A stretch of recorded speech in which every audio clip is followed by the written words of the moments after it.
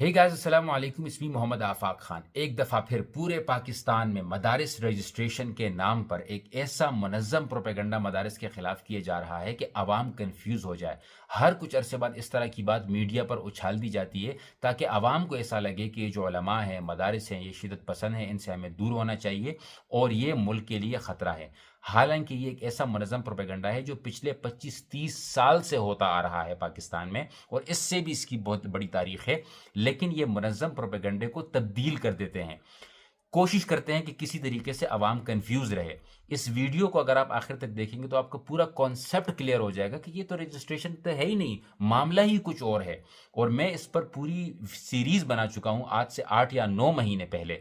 वो series YouTube पर मौजूद है, लिंक डिस्क्रिप्शन में है। आप तमाम की तमाम वो वीडियोस देख लीजिए, बहुत सारी चीजें आपके सामने वाज़ेह हो जाएंगी।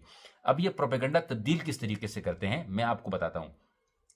पहले होता था कि भाई मदारिस चाहते हैं कि हम रजिस्टर्ड ना हो। नहीं भाई, मदारिस ने कहा कि हम रजिस्टर्ड भी होना चाहते हैं, हमारा अकाउंट भी होने चाहिए, बच्चों को वीज़े मिलने चाहिए जो बाहर से यहाँ पर पढ़ना आते हो, क्योंकि कॉलेज यूनिवर्सिटी का तो हाल ये है कि कोई बाहर से पढ़ने नहीं आता, बल्कि यहाँ से पढ़ने जाते हैं। मदारिस के पास लोग पढ़ने आते हैं।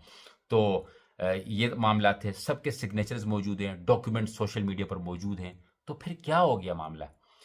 फिर जब इन्होंने कहा कि भाई मदारिस तो अग्री हो गए, अब तो हम इन पर कंट्रोल नहीं कर सकते, ये तो चाहते हैं कि भाई हम तुम्हारी बात मानेंगे, अब हम अमेरिका को कैसे खुश करेंगे? फिर उन्होंने कहा कि आओ एक काम करते हैं, एक नया सिस्टम करते हैं। वो सिस्टम क्या है? शायद आपको ये एग्जाम्पल बड़ी हार्श लगे, लेकिन मैं आपको समझाता हूँ। कई ममालिक में जब जंगें होती हैं, जिस तरह मिसाल के तौर पर अमेरिका जब अफगानिस्तान आया लड़ने के लिए, तो जाहिर सी बात है ये तो हर बंदे से नहीं लड़ सकते थे। इन्होंने क्या किया कि आपस में अवाम को लड़ा देते हैं। तो क्या किया कि जो गांव के सबसे ज्यादा बदमाश और नशई और बेकार बेरोजगार लोग हुआ करते थे, उनको पुलिस में ले लिया और उनको कहा कि बस तुम्हारी ड्यूटी तुम्हारे गांव के अंदर है, ये लो तुम्हारी पिस्टल, ये लो तुम्हारी राइफल, और ये लो तुम्हारे 20,000 अफगानी महीने के, गांव में जो चाहे करो। तो उन्होंने अपने ही गांव वालों को तंग करना शुरू कर दिया और गांव गांव आपस में लड़ना शुरू हो गए, और अमेरिका बैठकर पॉपकॉर्न खाता रहा।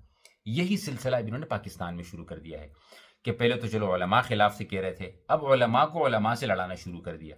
मिसाल के तौर पे शिया सुन्नी तो आसान है, फसाद करना, कुछ करा लो, फसादात कर लो, ठीक है। बरेलवी और देवबंदी फसादात भी आसान है, बस एक दो बातें करवा लो, सिस्टम सेट हो जाएगा। फिर एक ही मकतब फ़िक्र की सोच के लोग, एक ही मदारिस टाइप के लोगों को लड़ाएंगे कैसे? आओ इनके बोर्ड्स तोड़ते हैं इस नाम पे कि जदीद तालीम होनी चाहिए। हालांकि जदीद तालीम तो हो रही है मदारिस में, इनका काम नहीं है, लेकिन ये कर रहे हैं।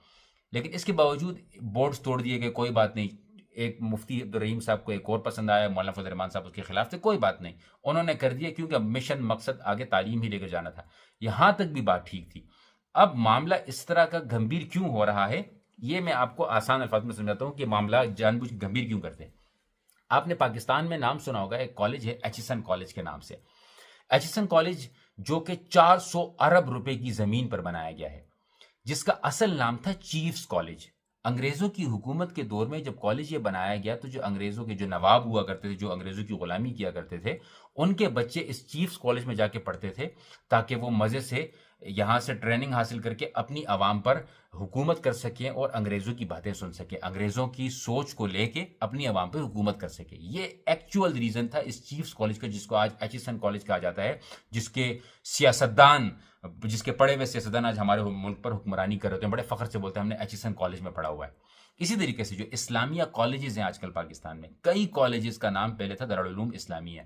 आप समझ रहे हैं मेरी बात को, किस तरीके से इस्लाम को मिटाने के लिए नाम तब्दील किए, कॉलेजेस बनाए, इस तरह की चीज़ें, ऑर्गेनाइजेशंस बनाई ताकि आवाम को ब्रेन वॉश किया जा सके, इनकी जहन साजी की जा सके।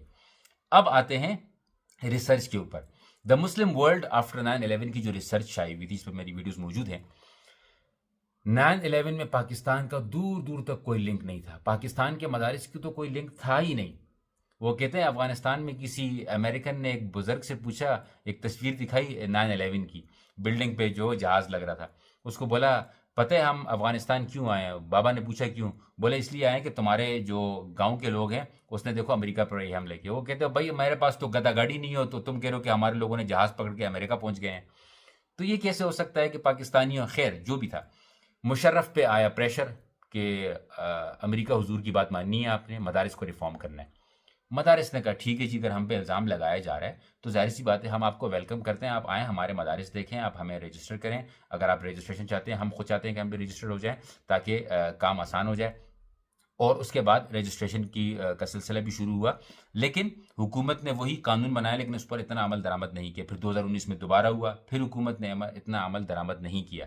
حکومت کیا کرتی ہے کہ جب پھنستی ہے تو مولانا صاحب آ جاتے ہیں، کیونکہ ان کو پتہ ہے مولانا فضل الرحمان صاحب کی سیاسی مخالفت اپنی جگہ پہ، میں یہاں پہ کسی کی سیاسی بات نہیں کرنا چاہ رہا ہوں، ان کو پتہ ہے کہ یہ کئی سالوں سے ہوتا آ رہا ہے اس طرح کے پروپیگنڈے، تو جہاں ان کو موقع ملتا ہے وہ کہتے ہیں بھائی مدارس کے رجسٹریشن کے حوالے سے یہ کام ہو جانے چاہیے۔ حکومت کہتی ہے ٹھیک ہے، ووٹ وغیرہ لے کے بعد میں مکر جاتی ہے۔ اب اس وقت جو مولانا فضل الرحمان صاحب کو غصہ ہے بالکل بجا ہے کہ بھئی آپ اپنی ہی بات سے کیوں مکر رہے ہو؟ آپ نے جب یہ بل پاس کر دیا، بل کو ایک دستخط کے بعد قانون بن جانا تھا، now you are against it. اب جہاں تک مفتی عبدالرحیم صاحب کی بات ہے، انہوں نے کہا کہ 18,000 مدارس جو ہے وزارت تعلیم کے انڈر رجسٹرڈ ہیں۔ مفتی عبدالرحیم صاحب بریلینٹ کام کر رہے ہیں، بہت اچھا کام کر رہے ہیں، بہت کریم عوام لے کر آ رہے ہیں، بٹ اگین یہاں پر جو 18,000 مدارس کی بات ہے، آئی تھنک یہاں پہ تھوڑی سی نمبرنگ میں مس انفارمیشن دی گئی ہوگی ان کو، اس طرح 18,000 مدارس رجسٹرڈ نہیں ہے، ایک بات۔ دوسری بات یہ ہے کہ اس معاملے کو بیٹھ کر حل کرنا چاہیے۔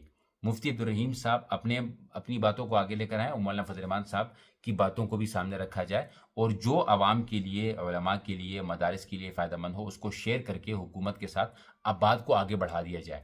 لیکن یہ سینیریو اس طریقے سے بنا رہے ہیں کہ مولانا فضل الرحمان صاحب ایک پبلک فگر ہیں، ایک اسپیکر ہیں، مختلف جلسے جلوس کر رہے ہوتے ہیں، ان کا کام ہے، وہ کر سکتے ہیں، عوام حکومت کو بول سکتے ہیں کہ میں تمہیں نکال کے اکھاڑ کر پھینکوں گا، he can do that, he is a politician, ٹھیک ہے۔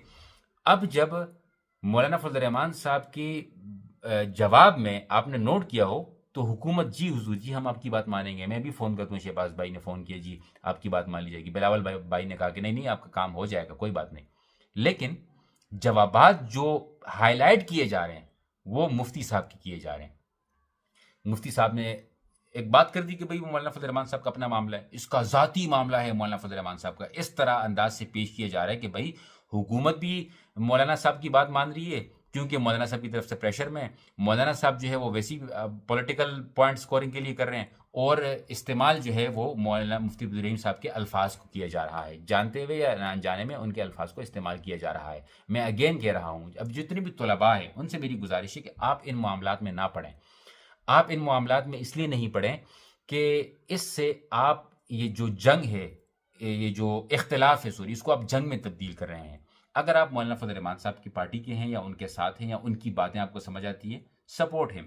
اگر آپ مفتی عبدالرحیم صاحب کی باتیں سمجھ آتی ہیں دین سپورٹ ہم، بٹ سوشل میڈیا سے تھوڑا سا آپ اس وقت دور ہو جائیں اور معاملات کو دیکھتے رہیں کہ آگے کیا ہو رہا ہے، کیونکہ قانون کے مطابق اگر اگلے 10 یا 12 دن تک اس کے اوپر کوئی ایکشن نہیں ہوتا ہے تو یہ پھر یہ قانون آٹومیٹیکلی اس میں آ جائے گا، ایکشن میں آ جائے گا، لیکن قانون پر امپلیمنٹیشن نہیں ہو سکے گی، کیونکہ جو چار جو صوبے ہیں وہ کہا جاتا ہے کہ جو مرکز ہوتا ہے ان کے انڈر نہیں آتے ہیں، تو چاروں صوبوں سے بات کرنی ہوگی، it's a bit complicated kind of thing, تو اس کے اوپر الگ ڈبیٹ ہوگی۔